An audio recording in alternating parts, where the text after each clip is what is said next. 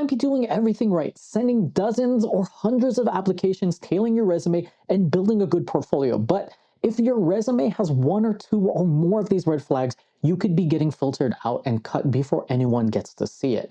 In this video, I'm going to walk through the red flags that I see the most often, including one that showed up on one of our new community members' resume. Let's just call him Brian for privacy. Recently shared his resume with me, and I had a chance to do a full review. What we're trying to figure out is why can't he make it past into the next level? He's sending out a lot of applications. He sent over 120 applications in the last few months, and so far has only a couple of them have made it to the next recruiter phone screen, but no interviews beyond that. So in Brian's case, there is a big gap between 2017 to 2022.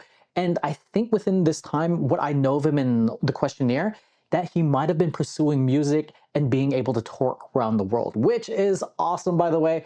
But if you leave that blank, it makes people suspicious of why you have that big of a gap. So what you want to do is, even if it's not relevant work experience, you want to show what you were doing.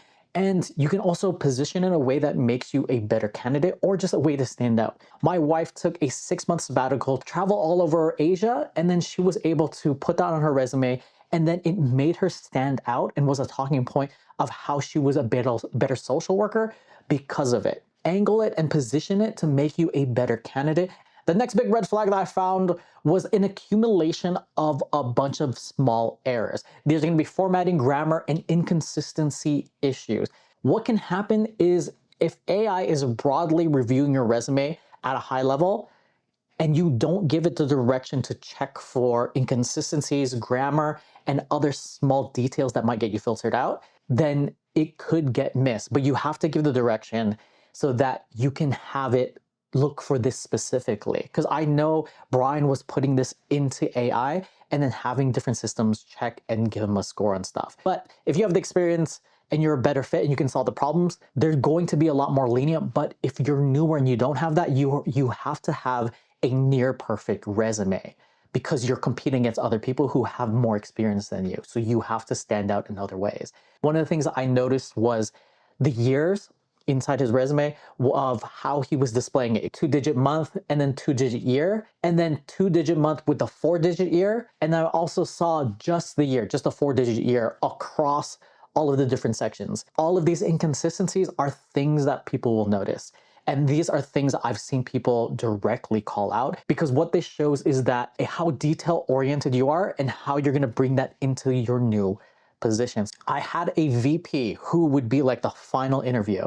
She was an English major. If she saw any of these errors, this is something that would bug her. So you had to be on point with how your delivery in your emails, your punctuation, and how you communicate it. Next is 3 bullets that lack context. So one of the biggest things that I saw within his resume, in the example I'm going to be using, is his bootcamp. 10 Data Bootcamp Business Intelligence Analytics Certification, and then places the year.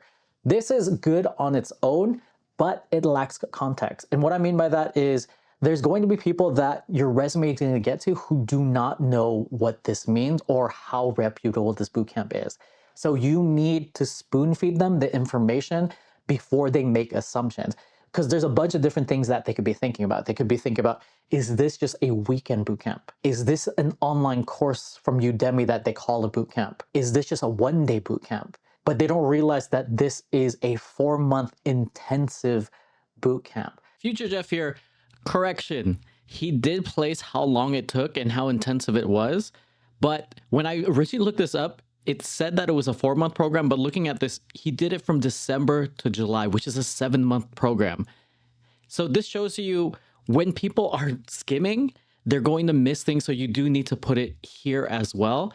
Because one of the things that was, I've been looking at this resume for a long time over the last week. I spent hours and hours, probably over 10 hours helping rebuild this resume, which I'll release in a future video.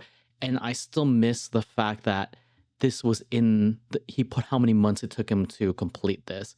Make sure you spoon feed and place it in all the areas that even when people are scanning, they'll be able to catch it. Like I missed it this whole time. So don't always assume that the reviewer is going to have the knowledge to understand why this is important. And that goes for everything, because there's going to be a variety of different people who see your resume potentially, from people who are technical to people who are non-technical. Can the person who's going to be getting my resume understand how important this is and how valuable this makes me to the team? And this brings us to 4 educational filters, especially if you don't have a college degree. This was one of the concerns that Brian brought up in his survey, and it is something legitimate to be concerned about. A lot of job descriptions will say bachelor degree required. While the filter is softening, they'll often say the other thing as well, or relevant work experience. So this can still knock you down if you don't know how to address it up front. And it's not impossible, just know it's an uphill battle. I do know someone who broke into data without a degree and is now making a great career out of it, hitting 6 figures and above. They did it by working a lower position and learning the business and then getting promoted internally and moving up into an analytics role. And if you don't have the degree, you're going to need to make it up as an applicant in other ways. You're either going to have amazing experience, or you're going to have impressive, over-the-top, real-world projects that apply directly to the role that you're applying to. This brings us to 5. No mention of AI skills or usage. We are in 2025, and this is one of the hottest topics right now. And candidates right now are trying to think of every other way to stand out, but they don't think of just implementing some AI skills within their skill set. This will make you stand out from a lot of the generic people who are just completing the regular certificates inside just analytics, business analytics, but they don't go beyond in adding in AI into their skill set. Because every company is thinking about AI. They don't want to get left behind. Take advantage of all the momentum and the hot news to make yourself stand out.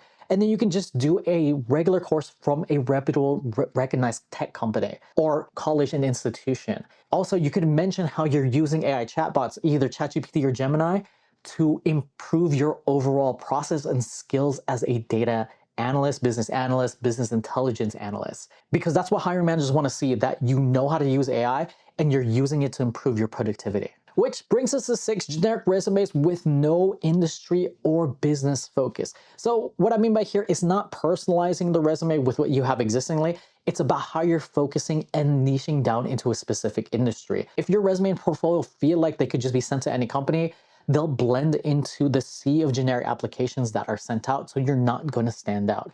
What stood out to me when I was looking at Brian's resume is that he actually had unique experience working with semiconductors inside that industry, even though it's as a machine operator and it's not related to data. It still has parallels from needing to QA, needing to validate, working on process improvement, and then monitoring for quality. That's real business domain knowledge that people he's going to be competing against don't have.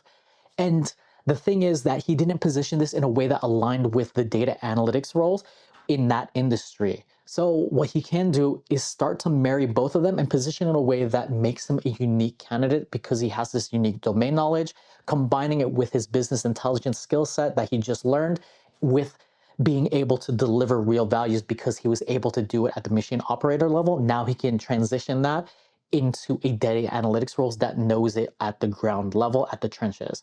This brings us to 7, having good projects, but not great ones. You'll be with other candidates that are going to have good projects. You're still competing at the surface level. You need to go above and beyond what everyone else has. Great projects also are targeted to a specific business or role or industry. So that's why I mentioned previously of not having focus. You need to be able to focus your resume and your projects to this specific industry so that you have a better chance of standing out. You're also going to be solving a real-world business problem and showing measurable impact, because you want the hiring manager to be, this person can help me exactly where I'm at right now with the problems I have, and they understand my industry. So as I was also looking through Brian's Tableau portfolio, one of the things that did pop up on the side was the heavily favorited projects. You're going to be competing with the projects that are going to be recommended next year projects, because that's exactly what I saw. So then I was clicking through, comparing his work, comparing it to like the top projects. And that is unfair, but it's something that's just naturally going to happen because those are just recommended right next to his projects. So those are things you just need to get up to a level where your projects can stand with the other projects that are out there. Now comment below, what are the other resume flags that I didn't mention? Drop them in the comments. Let's build a library for everyone that's trying to get hired in 2025 for things to look for. And if you want your resume reviewed, just like Brian's, apply to the free Get a Data Job Accelerator community. Link is in the description below. And watch this next video.